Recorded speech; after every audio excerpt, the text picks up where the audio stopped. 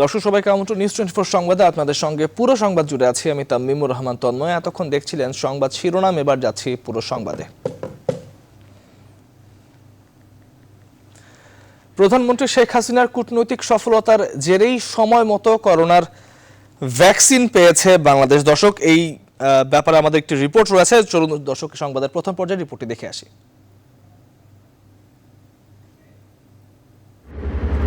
Corona মহামারীতে যখন পর্যদস্ত পৃথিবী, যখন মরণঘাতী এই ভাইরাসের উৎপত্তি ও সংক্রমণ নিয়ে চলছে পারস্পরিক দোষারোপ, তখন দুর্যোগের শুরু থেকেই এই মহামারী মোকাবেলায় বিশ্ব নেতাদের ঐক্যবদ্ধ হওয়ার আহ্বান জানান প্রধানমন্ত্রী Sheikh Hasina. I also commend the United Nations Secretary General for his bold leadership and multilateral efforts during this crisis. Virtual বিশ্বমঞ্চে জাতিসংঘের ৭৫তম সাধারণ অধিবেশনে প্রধানমন্ত্রীর এই আহ্বান প্রশংসা কুড়ায় বিশ্ব নেতাদের। একথা বলতেই হবে, মাননীয় প্রধানমন্ত্রী যে ঈমান, যে ধৈর্য, যে প্রত্যয় দীপ্ত ভাবে এটার মোকাবেলা করেছেন, এটা বিরাট দুশ্চিন্তা থেকে বাঁচায়নি, বরঞ্চ আজকে বাংলাদেশ পৃথিবীতে একটা উদাহরণ হিসাবে দাঁড়িয়েছে। জাতিসংঘ অধিবেশন ছাড়াও সার্কভুক্ত দেশের সভায় এবং অন্যান্য বিভিন্ন আন্তর্জাতিক প্ল্যাটফর্মে অংশ নেন প্রধানমন্ত্রী। অর্থনৈতিক সংকট কাটিয়ে উঠতে উন্নয়নশীল দেশগুলোকে বিশেষ অর্থনৈতিক কাঠামো গঠনের আহ্বান জানান বঙ্গবন্ধু কন্যা।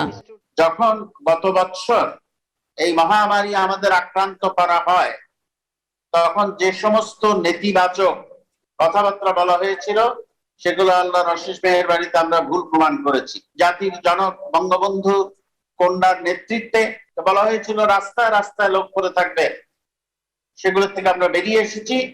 প্রধানমন্ত্রী শেখ হাসিনাই প্রথম করোনার টিকাকে বৈশ্বিক সম্পদ হিসেবে বিবেচনার আহ্বান জানান। তার নেতৃত্বেই চীন, ভারত, যুক্তরাষ্ট্র ও রাশিয়ার মতো শক্তিশালী রাষ্ট্রগুলোর সাথে একাধারে সুসম্পর্ক রেখে টিকা পাওয়ার দৌড়ে এগিয়ে আছে বাংলাদেশ, বলছেন সাবেক এই পররাষ্ট্র প্রতিমন্ত্রী।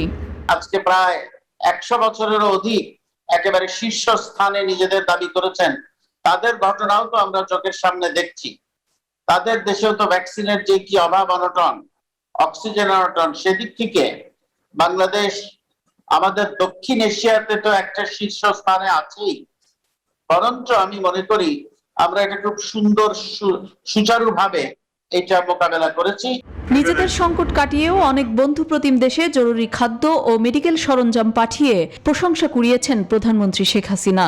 করোনাকালেও অর্থনৈতিক গতি প্রবৃদ্ধি সচল থাকায় প্রধানমন্ত্রীর নেতৃত্বের প্রশংসা করেছে খোদ জাতিসংঘ, বিভিন্ন দেশের রাষ্ট্র ও সরকার প্রধান এবং বিশ্বব্যাংকের মতো আন্তর্জাতিক সংস্থাগুলো। লাকমিনা জেসমিন সোমা, নিউজ 24, ঢাকা। দেশে এসে পৌঁছেছে ফাইজারের 1,620,000 ডোজ টিকা। সোমবার রাতে 11টার খানিক বাদে হযরত শাহজালাল আন্তর্জাতিক বিমানবন্দরে পৌঁছায় এই টিকা বহনকারী এমিরেটস এয়ারলাইন্সের বিমানটি। বিমানবন্দর থেকে টিকা নিয়ে বিশেষ ব্যবস্থায় রাখা হচ্ছে স্বাস্থ্য অধিদপ্তরের ইপিআই শাখা মহাখালীতে। বিশ্ব স্বাস্থ্য সংস্থার গ্লোবাল অ্যালায়েন্স ফর ভ্যাকসিন প্রোগ্রামের আওতায় আসছে এই টিকা। -90 ডিগ্রি থেকে -60 ডিগ্রি সেলসিয়াস তাপমাত্রায় সংরক্ষণ করা হবে এই টিকাটি। যারা রেজিস্ট্রেশন করেও এখনো পর্যন্ত টিকা পাননি এমন নাগরিকদের এই টিকা দেওয়া হবে। 4 সপ্তাহের ব্যবধানে নিতে হবে 2 ডোজ টিকা।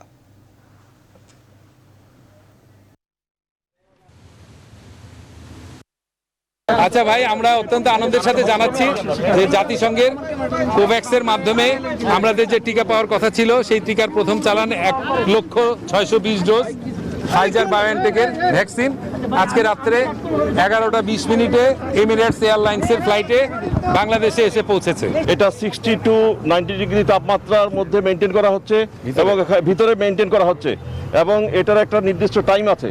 ওই টাইমের মধ্যে আমরা পেয়েছি। আমাদের হাতে আরো কয়েক ঘন্টা সময় আছে, প্রায় 30 থেকে 30 ঘন্টার মতো সময় আছে। এই সময়ের মধ্যে যদি আমরা ওখানে পৌঁছে যাই, আমরা আশা করতেছি 30 মিনিটের মধ্যে আমরা পৌঁছাবো। অতএব আমরা এই নেগেটিভ যে তাপমাত্রাটা -70 ডিগ্রি তাপমাত্রা, এটা আমরা মেনটেন করতে পারবো।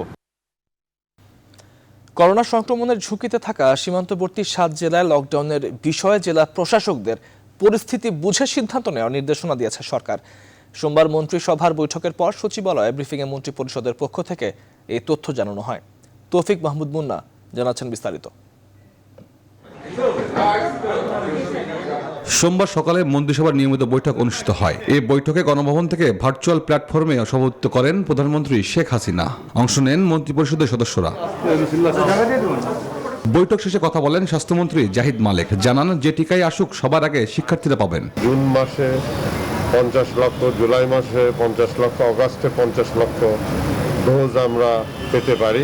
ছাত্রদেরকে দেওয়ার ব্যবস্থা আমরা করব এই বিশেষ প্রায়োরিটির সাথে, মানে অগ্রাধিকার ভিত্তিতে তাদেরকে আমরা দেওয়ার চেষ্টা করব। টিকার পুনরায় নিবন্ধন কবে শুরু হবে তাও জানান জাহিদ মালেক। ফাইজারের ভ্যাকসিন যেটা এসেছে সেই ভ্যাকসিনটা দেওয়ার বিষয়ে ওনার সাথে আলোচনা হয়েছে।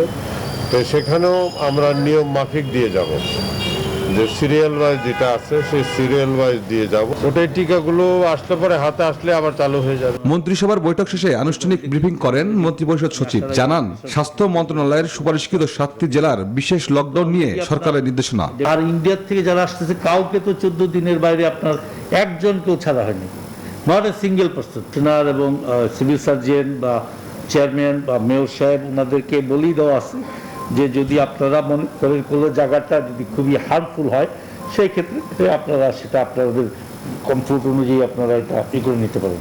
সাম্প্রতিক অক্সিজেন সংকট এবং কোভিড-19 চিকিৎসা নিয়ে ডিজি হেলথকে দেওয়া নির্দেশনার কথাও জানান মন্ত্রিপরিষদ সচিব। ডিজি হেলথকে ইনস্ট্রাকশন দেওয়া হয়েছে যে যেসব জেলাগুলো আপনার একটু বেশি খারাপ অবস্থা, আপনি তাড়াতাড়ি সেখানে অক্সিজেনের একটু ব্যবস্থা করেন। উনি সব সিভিল সার্জন এবং ডিসিদের সাথে কথা বলতেছেন এবং অ্যাট দ্য সেম টাইম যদি ডিস্ট্রিক্টে না হয় তাহলে নিয়ারেস্ট যে মেডিকেল কলেজগুলো আছে সেখানে যেন কুইকলি শিফট করা যায় যারা একটু। তৌফিক মাহমুদ মুন্না, নিউজ 24, ঢাকা। যে আপনার ওই রাজধানীর কলাবাগানে এক নারী চিকিৎসকের মৃতদেহ পাওয়া গেছে। পিঠে গলায় জখম থাকায় পুলিশ ধারণা করছে এই চিকিৎসককে হত্যা করা হয়েছে। জিজ্ঞাসাবাদের জন্য 3 জনকে থানায় নিয়ে গেছে পুলিশ। মৌ খন্দকারের প্রতিবেদন। রাজধানীর কলাবাগানের একটি বাসায় সাবলেট থাকতেন কাজী সাবিরা রহমান। তিনি গ্রিন লাইফ হাসপাতালে কর্মরত ছিলেন। সোমবার দুপুরের দিকে কলাবাগানের বাসা থেকে ওই নারী চিকিৎসকের মৃতদেহ উদ্ধার করা হয়। রক্ত লাগে আছে, না না ও সুইসাইড করতে পারে না। ওর ঘাড়ে দাগ, কোপ, ঘাড়ে কোপ, পিছনে কোপ, এটা সম্পূর্ণ পরিকল্পিত হত্যাকাণ্ড বলা হয়। দারোয়ানটা বলতেছে বলে আগুন লাগছে, আমি দরজা লক করছি, পরে ফায়ার সার্ভিস আসে। যে বাসায় ওই চিকিৎসক থাকতেন সেখানে আরো 2টি রুম সাবলেট দেওয়া হয়েছে। কাজী সাবেরা ওই ফ্ল্যাটে নিজের কক্ষে একাই থাকতেন। 47 বছর বয়সী এই চিকিৎসকের পিঠ ও গলায় জখমের চিহ্ন আছে। বগিতে গভীর জখমের চিহ্ন পাওয়া গেছে। এই বাসায় একজন সাবলেট থাকতো, একজন মহিলা এবং বাসার দারোয়ান এবং তার সাথে একজন বন্ধু ছিল। সেই বন্ধু সহ 3 জনকে আমরা জিজ্ঞাসাবাদের জন্য নিয়ে গেছি। পুলিশ বলছে ওই ভবনের মালিক ও ফ্ল্যাটের সহ ভাড়াটিয়ারা থানায় খবর দিলে পুলিশ ঘটনাস্থলে পৌঁছায়। ময়নাতদন্তের পর মৃত্যুর কারণ জানা যাবে বলে জানায় তারা। জিজ্ঞাসাবাদের জন্য 3 জনকে থানায় নেওয়া হয়েছে। মৌ খন্দকার, নিউজ 24, ঢাকা। ফেনী শহরের চৌধুরী বাড়ি রোড এলাকায় একটি ভাড়া বাসা থেকে ট্রাফিক পুলিশের ইন্সপেক্টর শফিকুল আজমের মরদেহ উদ্ধার করেছে পুলিশ। ফেনী জেলা পুলিশ সুপার নুরুন নবী খন্দকার জানান, শহরের আশিক মঞ্জিলের নিচতলায় বাসায় ভাড়া থাকতেন ট্রাফিক ইন্সপেক্টর শফিকুল আজম। কয়েক মাস আগে ছাগলনাই উপজেলায় বদলি হলেও বসবাস করতেন শহরের এই বাসাতেই। তার এক ছেলে ও মেয়েকে নিয়ে স্ত্রী ঢাকায় বসবাস করেন। তিনি একাই 2 বছর ধরে ফেনীর এই বাসায় রয়েছেন। এই ঘটনায় সিআইডি পিবিআই এর ক্রাইম সিন এর ইনভেস্টিগেশন টিম কাজ করছে। পোস্টমর্টমের রিপোর্ট পাওয়ার পর প্রকৃত মৃত্যুর কারণ জানা যাবে বলে জানিয়েছে পুলিশ।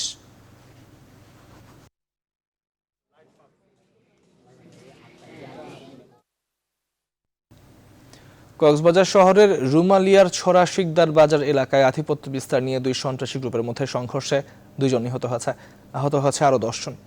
পুলিশ জানায়, কক্সবাজার শহরের রুমালিয়ার ছড়া শিকদার বাজার পাহাড়ি এলাকায় আধিপত্য বিস্তার নিয়ে স্থানীয় রায়হান গ্রুপ এবং আশু আলী গ্রুপের মধ্যে দীর্ঘদিন ধরে বিরোধ চলছিল। এরই জের ধরে সোমবার সন্ধ্যায় রায়হান গ্রুপের 15-20 জন সন্ত্রাসী শিকদার বাজারে আসলে আশু আলী গ্রুপের সন্ত্রাসীদের সাথে কথা কাটাকাটি হয়। এক পর্যায়ে 2 গ্রুপের মধ্যে সংঘর্ষ ও পরে ব্যাপক গোলাগুলি শুরু হয়।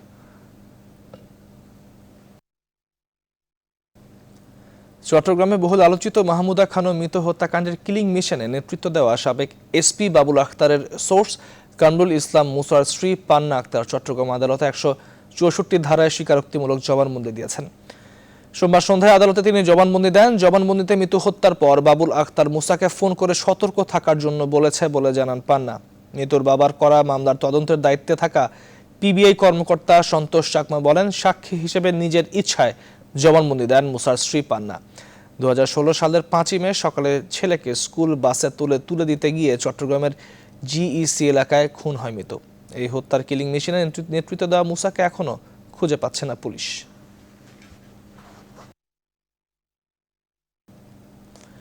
ভয়াবহ মাদক এলএসডি সহ গ্রেপ্তার 5 শিক্ষার্থীকে সোমবার আদালতে তোলা হলে 5 দিনের রিমান্ড মঞ্জুর করা হয়। মতিঝিল বিভাগের ডিসি বলেন, রিমান্ডে তাদের জিজ্ঞাসাবাদ করা হবে, সেই তথ্যের ভিত্তিতে পরবর্তী ব্যবস্থা নেওয়া হবে। এদিকে ভয়াবহ এই মাদকের দেশে প্রবেশকে উদ্বেগজনক বলছেন মাদকদ্রব্য নিয়ন্ত্রণ অধিদপ্তরের ডিজি মাসুদা লাবনীর প্রতিবেদন।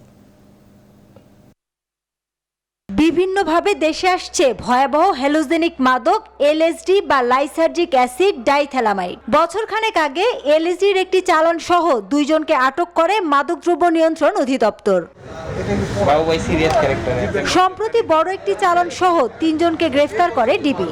সবশেষ রবিবার আবারও এই মাদক সহ গ্রেফতার করা হয় বিভিন্ন বিশ্ববিদ্যালয়ের 5 শিক্ষার্থীকে। পুলিশের মতিঝিল বিভাগের ডিসি বলেন, তারা দেশে আনতো আন্তর্জাতিক কুরিয়ার ও লাগেজের মাধ্যমে। বলছে শুধু যে ইউরোপিয়ান কান্ট্রিগুলোতে আসে, স্পেসিফিক নাম বলেন। ওকে আমরা গ্রেফতার করি তখন ওরা পুরোপুরি আসক্ত ছিল। তারা উচ্চবিত্ত পরিবারের, কেউ আবার দেশের বাইরে পড়াশোনা করতেন। করোনার কারণে এসেছেন দেশে। সম্প্রতি ঢাকা বিশ্ববিদ্যালয়ের ছাত্র ইয়াবা ও এলএসডি সেবনের কারণে মৃত্যুর সূত্র ধরে এই চক্রটিকে ধরা হয়। তারা রিমান্ডে আসলে তাদের দেয়া তথ্য আমরা যাচাই বাছাই করব। সেই তথ্য মোতাবেক যাদের নাম আসবে আমরা যাচাই বাছাই করে যদি মনে করি যে তারা ইনভলভ আছে, আমরা তাদের বিরুদ্ধে আইনগত ব্যবস্থা নেব। দেশে এই ধরনের মাদক প্রবেশ ঠেকাতে বিভিন্ন আন্তর্জাতিক কুরিয়ার সহ সংশ্লিষ্টদের সাথে কথা বলছে মাদকদ্রব্য নিয়ন্ত্রণ অধিদপ্তর। লিমিটেশন আছে যে সাইবার ইউনিটটা আমাদের নাই, আমরা একটু ইয়ারপোর্ট থাকা উচিত। বিমানবন্দর, স্থলবন্দর, নৌবন্দর, postal department, I have talk DBG হিসাবের সাথে আমার কথা হয়েছে। মাদকদ্রব্য নিয়ন্ত্রণ অধিদপ্তরের ডিজি জানান, এই মাদক সেবন করলে মানসিক বিকার ছাড়াও বেশ কিছু উপসর্গ দেখা যায়। এটা ইউফোরিয়া ডেভেলপ করে, চোখের মনে কিছুটা বড় হয়ে যায়, আর হেডেক থাকতে পারে, আর বমি বমি ভাব হয়। তার মধ্যে একটা টেন্ডেন্সি আসে, ভমিটিং একটা টেন্ডেন্সি আসে, আর একটা ফ্ল্যাশ অফ ফেস যেটা বলা হয়, তার চেহারাটা একটু অন্যরকম হয়ে যায়। 1 বছর ধরে সামাজিক যোগাযোগ মাধ্যমে হিডেন গ্রুপ ব্যবহার করে এলএসডি বিক্রি ও সেবন চলছে। তাদের রুখতে সমন্বিতভাবে আইন শৃঙ্খলা বাহিনীগুলোর সাথে সাইবার ক্রাইম দমন ইউনিটও কাজ করছে। মাসুদা লাবনী, নিউজ 24, ঢাকা। একদিকে সরকারি বর্জ্য ব্যবস্থাপনায় গলদ, অন্যদিকে নাগরিক সচেতনতার অভাব। দুয়ে মিলে নিয়ন্ত্রণহীন প্লাস্টিকের দূষণ। সস্তা সহজলভ্য পলিথিনের কাছে নীতি নির্ধারক থেকে শুরু করে প্রান্তিকের মানুষও নতি স্বীকার করেছেন। শেখ জালালের ছবিতে প্লাস্টিক বর্জ্য নিয়ে 4 পর্বে বিশেষ রিপোর্ট। প্লাস্টিকে পরাস্থ প্রকৃতির 3য় পর্বে আজ বর্জ্য ব্যবস্থাপনায় গলদগুলো তুলে ধরেছেন লেখনা জেসমিন সোমা।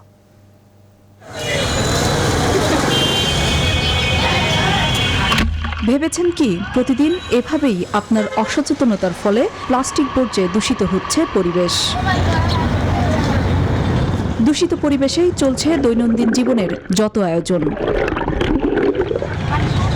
ঘুম থেকে উঠে জানালা খুলে আকাশ দেখার বদলে ময়লার স্তূপ দেখেন এই এলাকার মানুষ।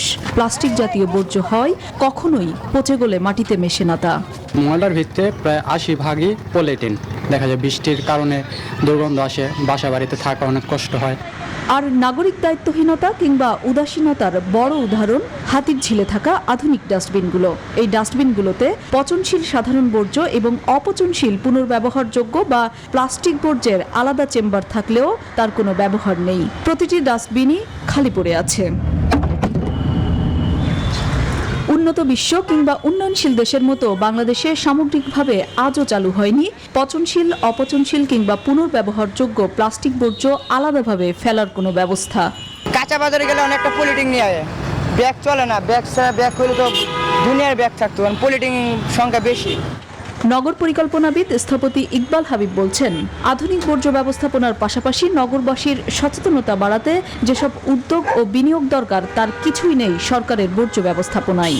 কেউ যদি এটা ফেলে তার জন্য যে একটা সামাজিক যে একটা শাস্তি, সেটা যেমনি নাই, আর আইনগত শাস্তির ব্যবস্থা তো নাই বললেই চলে। জনসম্পৃক্ততা এবং জনসচেতনতা বৃদ্ধির বিরুদ্ধে আমাদের যে অনীহা অবহেলা এটাকে বদলাতে হবে। প্লাস্টিকের দূষণ চক্র ভেঙে দিতে উন্নত বিশ্বের মতো আধুনিক বর্জ্য ব্যবস্থাপনা কি বাংলাদেশেও সম্ভব? কাজের অভিজ্ঞতা থেকে অন্য এক বাস্তবতা তুলে ধরেন দক্ষিণ সিটির প্রধান বর্জ্য ব্যবস্থাপক। রাখতে পারছি না, কিন্তু আগেও লোহার বিন ছিল নাই, প্লাস্টিকের বিনও বিভিন্ন জায়গায় দেওয়া হয়েছিল নাই। আমরা ধানমন্ডি লেকের মধ্যে কিছু বিন দেওয়ার চেষ্টা করছিলাম, থাকছে না। গেল বছর নভেম্বরে science of the total environment জার্নালে প্রকাশিত এক গবেষণায় বলা হয়, দেশের পলিথিন ও প্লাস্টিক বর্জ্যের 87%ই পরিবেশ বান্ধব সঠিক ব্যবস্থাপনায় নির্মূল করা হচ্ছে না। 2002 সালে আইনের মাধ্যমে পলিথিন ব্যবহার নিষিদ্ধ করা হলেও তা পুরোপুরি বাস্তবায়ন হয়নি। এমন বাস্তবতায় এবছর জানুয়ারিতে ফের সেই আইনি নিষেধাজ্ঞা কার্যকর করতে 1 বছরের সময় বেঁধে দেয় উচ্চ আদালত। লাকমিনা জেসমিন সোমা, নিউজ 24, ঢাকা। ঘূর্ণিঝড় ইয়াসের পর 5 দিন পার হলেও জলোচ্ছ্বাস ভেঙে যাওয়া খুলনার উপকূলের কয়রা পাইকগাছার কয়েকটি পয়েন্টে এখনও বেড়িবাঁধ মেরামত করা যায়নি। এই কারণে ভাঙা বেড়িবাঁধ দিয়ে প্রতিদিনই দুপুরে জোয়ারের পানি প্রবেশ করে নতুন গ্রাম প্লাবিত করছে। স্থানীয়রা স্বেচ্ছাশ্রমে বাঁশ, মাটি, সিমেন্টের বস্তা দিয়ে বাঁধ আটকানোর চেষ্টা করলেও পরবর্তী জোয়ারে আবারও তা ভেসে যাচ্ছে। ঘরবাড়ি পানিতে তলিয়ে থাকায় চরম দুর্ভোগে পড়েছে উপকূলবাসী। শামসুজ্জামান শাহিনের তথ্যচিত্রের ডেস্ক রিপোর্ট। এই চিত্র খুলনার প্রত্যন্ত কয়রার মহারাজপুরের সিমলা রাউট খেজুরডাঙ্গা 10 হালিয়া গ্রামের। বাঁশ ও কোদাল হাতে নিয়ে জড়ো কয়েক হাজার মানুষ। মূল সড়ক থেকে প্রায় 2 কিলোমিটার পথ পায়ে হেঁটে 10 হালিয়া বেড়িবাঁধ মেরামতের জন্য স্বেচ্ছাশ্রমেই অংশ নিচ্ছেন গ্রামবাসী। তারা জানান, নদীতে ভাটার সময় সকাল থেকে দুপুর পর্যন্ত টানা পরিশ্রম করে বাঁধের একাংশ মেরামত করা সম্ভব হলেও জোয়ারের তোড়ে আবারও ভেসে যায়। একইভাবে কয়রার পবনা উত্তর বেতকাশি গাতিরঘেরি পয়েন্টেও ভাঙ্গা বেড়িবাঁধও সংস্কার করা সম্ভব হয়নি। গেল 4 দিনেও এসব বেড়িবাঁধ মেরামতে সরকারিভাবে কোনো উদ্যোগ না নেয়ায় কাঁধে কাঁধ মিলিয়ে টিকে থাকার লড়াইয়ে নেমেছেন তারা। এই অঞ্চলের মানুষ একেবারে সম্পূর্ণরূপে নিঃস্ব হয়ে গিয়েছে। এই ভেড়িবাঁধটা যাতে শক্ত মজবুত হয়, এইটা আমাদের একান্ত সরকারের কাছে দাবি। ঘূর্ণিঝড় ইয়াসের প্রভাবে গেল বুধবারও 10 হালিয়ার 2টি পয়েন্টে বেড়িবাঁধ ভেঙে যায়। এরপর থেকে প্রতিদিনই জোয়ারের পানিতে প্লাবিত হচ্ছে নতুন গ্রাম। এই অবস্থায় টেকসই বেড়িবাঁধ নির্মাণের দাবি সুশীল সমাজের প্রতিনিধিদের। কারোর জন্য অপেক্ষা না করে নিজেদের স্বার্থ, নিজেদের দায় নিয়ে আজকে এই অঞ্চলের সাধারণ মানুষরাই বাঁধ বাঁধার জন্য চলে এসেছে। স্থানীয় জনপ্রতিনিধিরা বলছেন, পানি উন্নয়ন বোর্ড সময় মতো টেকসই বাঁধ নির্মাণ না করায় যে কোনো প্রাকৃতিক দুর্যোগেই উপকূলের মানুষ একইভাবে ক্ষতিগ্রস্ত হচ্ছেন। যথাসময় না হওয়ার কারণে পানি উন্নয়ন বোর্ড শুধুমাত্র যে জায়গাটা ঝুঁকিপূর্ণ সেইখানে কাজটা দেয়। উপকূলে টেকসই বেড়িবাঁধ নির্মাণের দাবি উঠলেও এই বিষয়ে চূড়ান্ত কোনো সিদ্ধান্ত হয়নি বলে জানান কয়রা উপজেলা নির্বাহী কর্মকর্তা। টেকসই বেড়িবাঁধ আমরা যতদূর শুনেছি যে এটা এখানে উত্থাপন করা হয়েছিল, ওইভাবে আছে, এখনো কোনো সিদ্ধান্ত সরকার নেয় নাই। খুলনার উপকূলীয় এলাকার জীবন জীবিকা টিকিয়ে রাখতে স্থায়ী বেড়িবাঁধ নির্মাণে সরকার উদ্যোগ নেবে, এমন প্রত্যাশা উপকূলবাসীর। Desk report, news 24। বড় ধরনের ভূমিকম্পের আশঙ্কায় সিলেটের ঝুঁকিপূর্ণ 6টি মার্কেট 10 দিনের জন্য বন্ধ রাখা হয়েছে। সোমবার সকাল থেকে মার্কেটগুলোর মূল প্রবেশ পথ বন্ধ দেখা যায়। তবে হঠাৎ নগরীর city market, Madhuban super market, Raja mansion, Samabay Bhaban market, Surma market, Mitali mansion market বন্ধ হওয়াতে বেশ ভোগান্তিতে পড়েছে জরুরি ক্রেতা ও ক্ষুদ্র ব্যবসায়ীরা। এর আগে গতকাল নগরের চিহ্নিত 24টি ভবন ও মার্কেটের মধ্যে নগরীর 6টি মার্কেট ও একটি দ্বিতল দোকান ঘর বন্ধের নির্দেশ দেন সিটি মেয়র। এছাড়াও ঝুঁকিপূর্ণ ভবনের আবাসিক লোকজনকেও সরিয়ে নেওয়ার নির্দেশ দেন তিনি। সিলেটে গত শনিবার 24 ঘন্টায় 8 বার ভূকম্প অনুভূত হয়। এরপরই নড়ে চড়ে বসে নগর কর্তৃপক্ষ সহ সংশ্লিষ্টরা।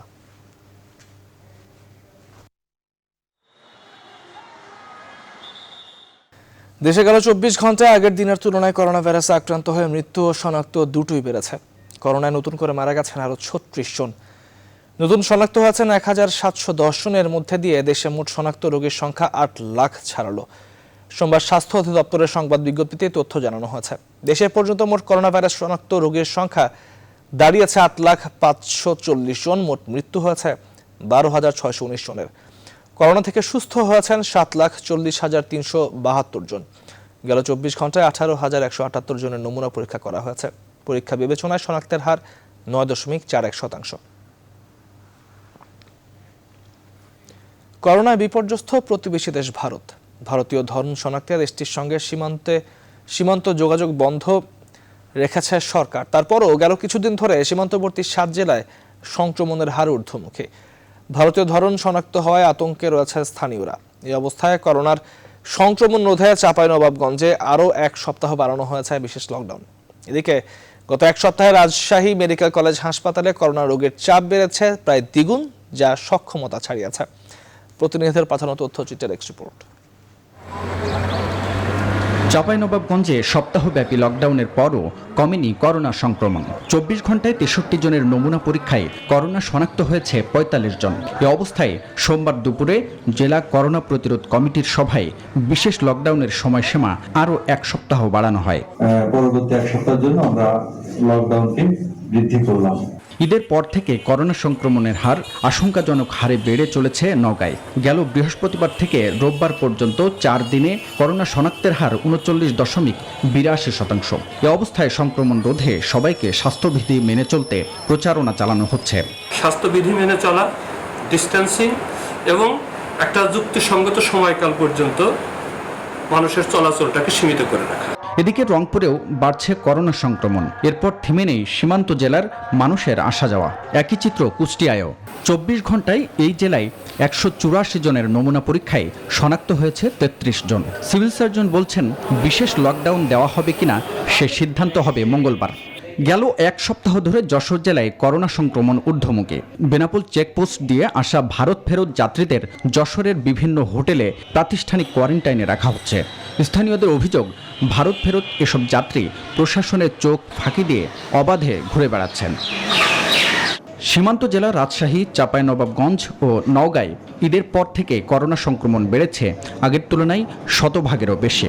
চিকিৎসা নিতে যারা আসছেন তাদের অধিকাংশের প্রয়োজন হচ্ছে হাই ফ্লো অক্সিজেন বা আইসিইউ। ফলে চাপ বেড়েছে রাজশাহী মেডিকেল কলেজ হাসপাতালে। রোগীর পিকুলিয়ারিটি এলার সবাই অক্সিজেন স্যাচুরেশন কম নিয়ে নিঃশ্বাসে কষ্ট নিয়ে আসতেছে, মানে সবার অক্সিজেন লাগতেছে। চাঁপাইনবাবগঞ্জের পাশাপাশি নওগাঁ ও নাটোর থেকে অনেক রোগীকে পাঠানো হচ্ছে রাজশাহী ও বগুড়া মেডিকেল কলেজ হাসপাতালে। হাই ফ্লো অক্সিজেন ও আইসিইউ না থাকায় জেলা হাসপাতালগুলো রোগী ফেরত দেওয়া হচ্ছে। হাই ফ্লো অক্সিজেন বা আইসিইউ কেয়ারের ম্যানেজমেন্ট দরকার, তখন আমরা স্পেশালি তাদেরকে করোনা ডেডিকেটেড অ্যাম্বুলেন্সের মাধ্যমে এখান থেকে পার্শ্ববর্তী medical college, Rajshahi medical college অথবা বগুড়া মেডিকেল কলেজে আমরা তাদেরকে শিফট করে। যেভাবে রাজশাহী মেডিকেল কলেজ হাসপাতালে রোগীর চাপ বাড়ছে, তাতে দ্রুত করোনা বিশেষায়িত ওয়ার্ড বাড়ানো না গেলে পরিস্থিতি আরও ভয়াবহ হওয়ার আশঙ্কা করছে কর্তৃপক্ষ। Desk report, news 24। জাতীয় পরিচয়পত্র আর ভোটার আইডি কার্ড এক বিষয় নয়। পৃথিবীর সব দেশে জাতীয় পরিচয়পত্র সেবার কাজ করে থাকে স্বরাষ্ট্র মন্ত্রণালয় অথবা অন্য কোনো মন্ত্রণালয়। সোমবার জাতীয় প্রেস ক্লাবে বিশ্ব তামাক মুক্ত দিবস উপলক্ষে এক অনুষ্ঠানে তথ্য ও সম্প্রচার মন্ত্রী হাসান মাহমুদ এই কথা বলেন। তিনি আরো বলেন, জাতীয় পরিচয়পত্রের কাজ নির্বাচন কমিশন করে না, নির্বাচন কমিশন শুধু ভোটার তালিকা নিয়ে কাজ করে।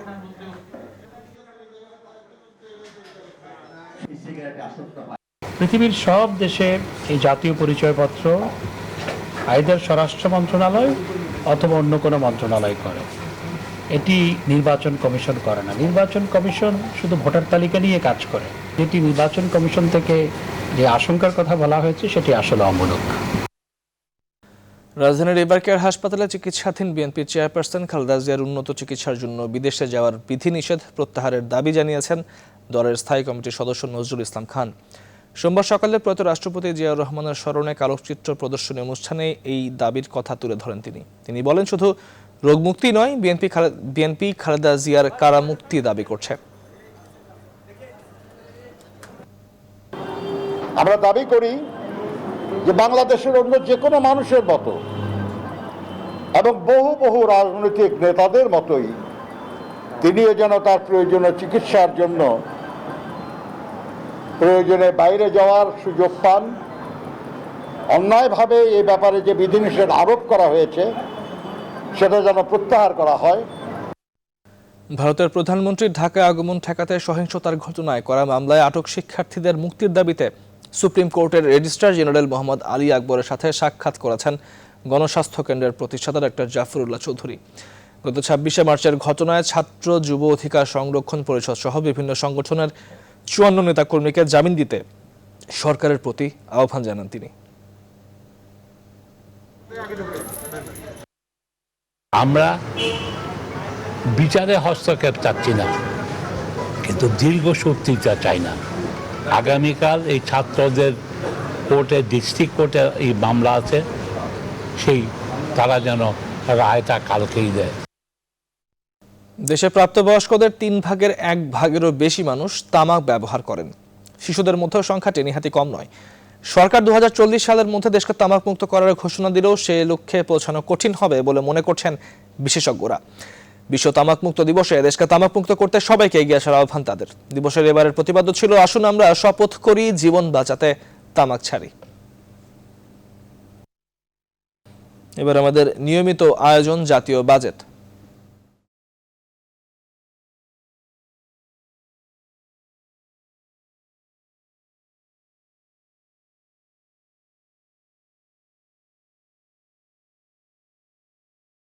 শিক্ষায় প্রযুক্তির ব্যবহারে এখনো অনেক বেশি পিছিয়ে বাংলাদেশ।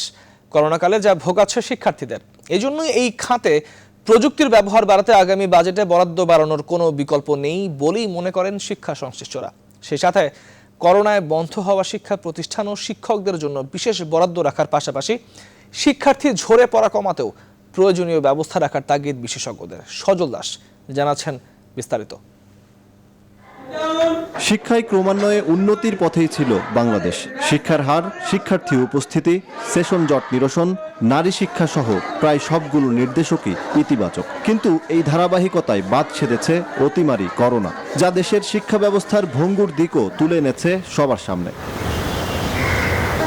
এই প্রেক্ষাপটেই আসছে 2021-22 অর্থবছরের বাজেট, যেখানে শিক্ষা ও প্রযুক্তি খাতের বরাদ্দে পুনরুদ্ধার পরিকল্পনার বিষয়টি গুরুত্বের সাথে বিবেচনায় রাখার কথা বলছেন শিক্ষাবিদ ও গবেষকরা।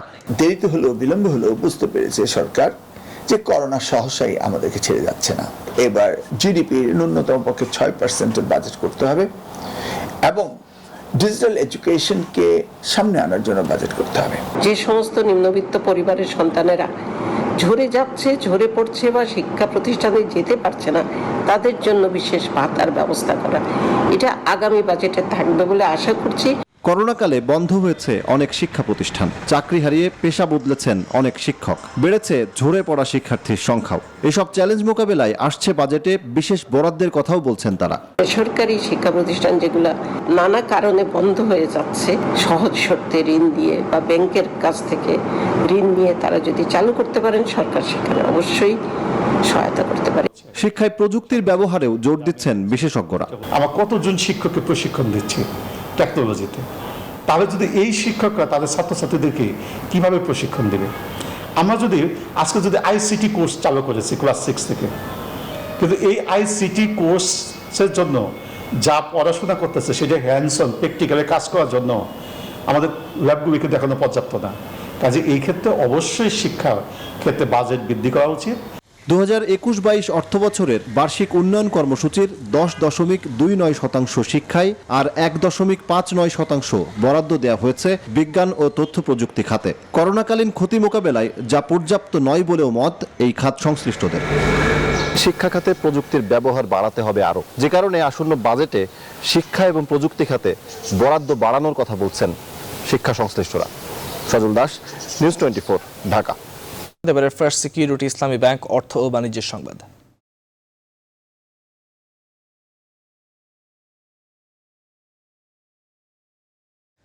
নতুন কর আরোপ না করে কর ফাঁকি ও অর্থ পাচার বন্ধ করার পদক্ষেপ নিয়ে সম্প্রসারণমূলক বাজেট দেওয়ার সুপারিশ করেছে বেসরকারি গবেষণা সংস্থা centre for policy dialogue CPD.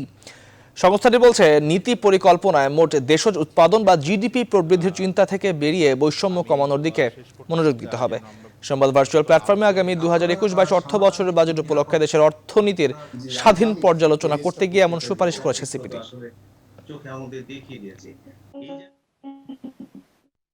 এবার আন্তর্জাতিক প্রসঙ্গ। এক যুগ ধরে আঁকড়ে ধরা শাসনের অবসান হচ্ছে ইসরায়েলের প্রেসিডেন্ট বেনিয়ামিন নেতানিয়াহুর। আগ্রাসী এই নেতার মেয়াদের ইতি টানতে ঐক্য সরকার গঠনের দ্বারপ্রান্তে বিরোধী দলগুলো। বিরোধী দলগুলোর সম্ভাব্য চুক্তি অনুযায়ী আগামী 2 বছরের জন্য বেনেট ইসরায়েলের প্রধানমন্ত্রীর দায়িত্ব পালন করবেন। এই পদক্ষেপের মধ্যে দিয়ে ইসরায়েলের সবচেয়ে দীর্ঘ সময়ের প্রধানমন্ত্রীর ক্ষমতার অবসান হতে যাচ্ছে। তবে নেতানিয়াহু বলছেন এই চুক্তি ইসরায়েলকে নড়বড়ে করে তুলবে।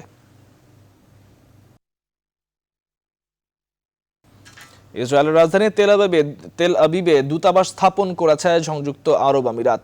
রোববার আনুষ্ঠানিকভাবে এই দূতাবাসের উদ্বোধন করা হয়। এর আগে গেল জানুয়ারিতে ইসরায়েলের দূতাবাস স্থাপনের বিষয়ে সংযুক্ত আরব আমিরাতের পার্লামেন্ট ক্যাবিনেট সদস্যরা মত দেয়। আরব আমিরাত প্রথম আরব দেশ যারা 26 বছর পর ইসরায়েলের সঙ্গে কূটনৈতিক সম্পর্ক স্থাপন করল।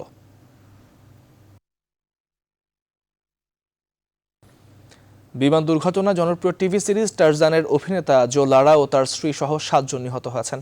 শনিবার যুক্তরাষ্ট্রের টেনেসি অঙ্গরাজ্যের ন্যাশভিল শহরে একটি লেকে বেলা 11টায় দুর্ঘটনা ঘটে। সোমবার উদ্ধার কাজ শেষ হবার পর উদ্ধারকারী দল Rutherford county father and rescue দুর্ঘটনার বিষয়ে বিস্তারিত জানায়।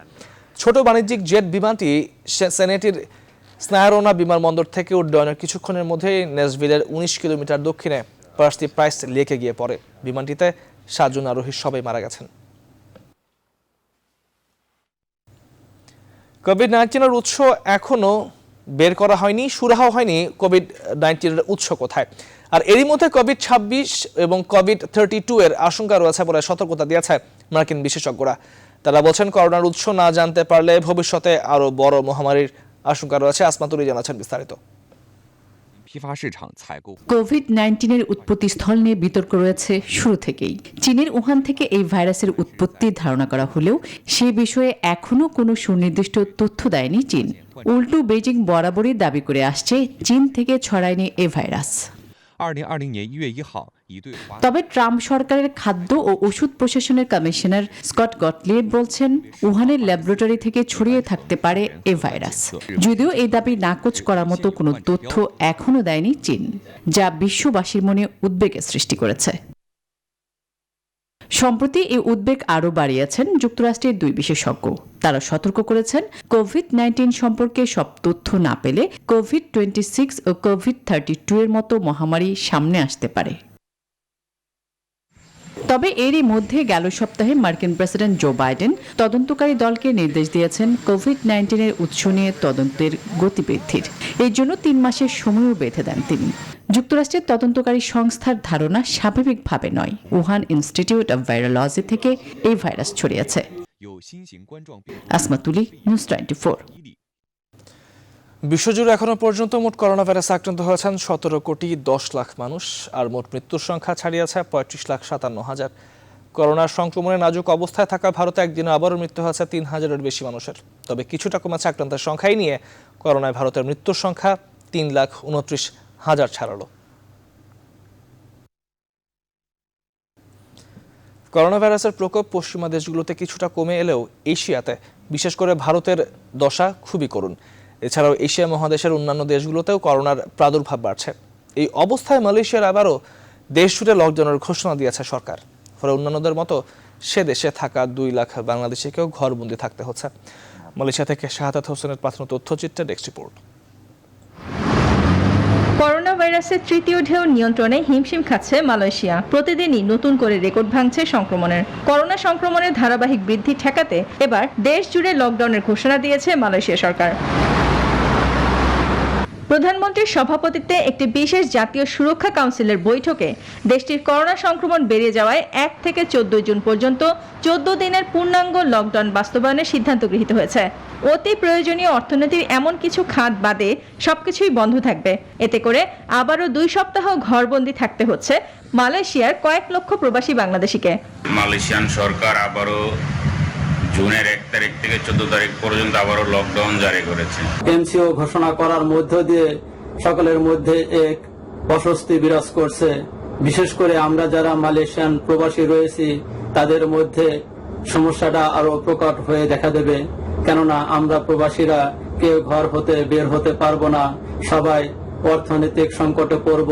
প্রবাসী বাংলাদেশি কর্মরত উল্লেখযোগ্য সেক্টরগুলো লকডাউনের আওতার মধ্যে পড়েছে। এর আগে গত বছর 18 মার্চ শুরু হওয়া মুভমেন্ট কন্ট্রোল অর্ডার বিভিন্ন সময় শিথিল হলেও সংক্রমণ রোধে আবারও কঠোর অবস্থানে গেছে দেশটির সরকার। নাহিদ জিহান, নিউজ 24। বৈশ্বিক করোনা মহামারীর কারণে বিদেশ ভ্রমণে ইচ্ছুক কর্মরত ও প্রত্যাগত কর্মীরা নানা ধরনের সমস্যার মুখে পড়ছেন। দেশে অবস্থানকালেও তারা ভিসা সংক্রান্ত বা অন্যান্য জটিলতার মুখোমুখি হচ্ছেন। কুয়েত থেকে মঈন সুমনের পাঠানো তথ্যচিত্রে নাহিদ জিহান জানাচ্ছেন বিস্তারিত। ভিসা সংক্রান্ত নানা জটিলতা নিরসনে কুয়েতে কুইক রেসপন্স টিম গঠন করেছে বাংলাদেশের প্রবাসী কল্যাণ ও বৈদেশিক কর্মসংস্থান মন্ত্রণালয়। শনিবার ওয়েজ আর্নার্স কল্যাণ বোর্ডের পরিচালক মোহাম্মদ হামিদুর রহমান স্বাক্ষরিত অফিস এ আদেশ জারি করে। বর্তমান সময়ে প্রবাসীরা এমন একটি যুগোপযোগী পদক্ষেপ নেয় প্রবাসী কল্যাণ ও বৈদেশিক কর্মসংস্থান মন্ত্রণালয়ের প্রতি কৃতজ্ঞতা প্রকাশ করেন। বাংলাদেশ সরকারকে অসংখ্য ধন্যবাদ জানাই আমাদের প্রবাসীদের পক্ষ থেকে সবসময় আমাদের প্রবাসীদের পাশে থাকার জন্য। বর্তমান সময়ে এমন উদ্যোগ অবশ্যই প্রশংসনীয়। প্রবাসীরা মনে করেন দায়িত্বপ্রাপ্তরা যদি সঠিকভাবে ওনাদের দায়িত্ব পালন করেন তবেই প্রবাসীদের দুর্ভোগ লাঘব হবে। কুইক রেসপন্স টিমের মাধ্যমে প্রবাসী কল্যাণ মন্ত্রণালয় ও বৈদেশিক কর্মসংস্থান মন্ত্রণালয় যে উদ্যোগ গ্রহণ করেছেন সেই জন্য আমি কুয়েত প্রবাসীদের পক্ষ থেকে আন্তরিক অভিনন্দন জানাই। প্রবাসী কল্যাণ ও বৈদেশিক কর্মসংস্থান মন্ত্রণালয় ওয়েজ আর্নার্স কল্যাণ বোর্ডের পরিচালক আরিফ আহমেদ খানকে আহ্বায়ক করে 7 সদস্য বিশিষ্ট কুইক রেসপন্স টিম গঠন করা হয়েছে। এই টিম প্রবাসীদের যে কোনো সমস্যার অগ্রাধিকার ভিত্তিতে সমাধানের লক্ষ্যে কাজ করবে। Desk report, news 24। এবার নিউজ 24 স্পোর্টস। সাকিব, মুশফিক, তামিম আর আশরাফুলের ব্যাটিং নৈপুণ্যে শুরু হয়েছে Dhaka premier league cricket division league. প্রথম দিনের শেষে জয় পেয়েছে শেখ জামাল ধানমন্ডি ক্লাব, আবাহনী, মোহামেডান ও প্রাইম ব্যাংক। তবে বৃষ্টির কারণে ভেস্তে গেছে ওল্ড ডিওএইচএস, রূপগঞ্জ আর ব্রাদার্স প্রাইম দোলেশ্বরের ম্যাচটি। ডিপিএলের প্রথম দিনের খবর জানবো।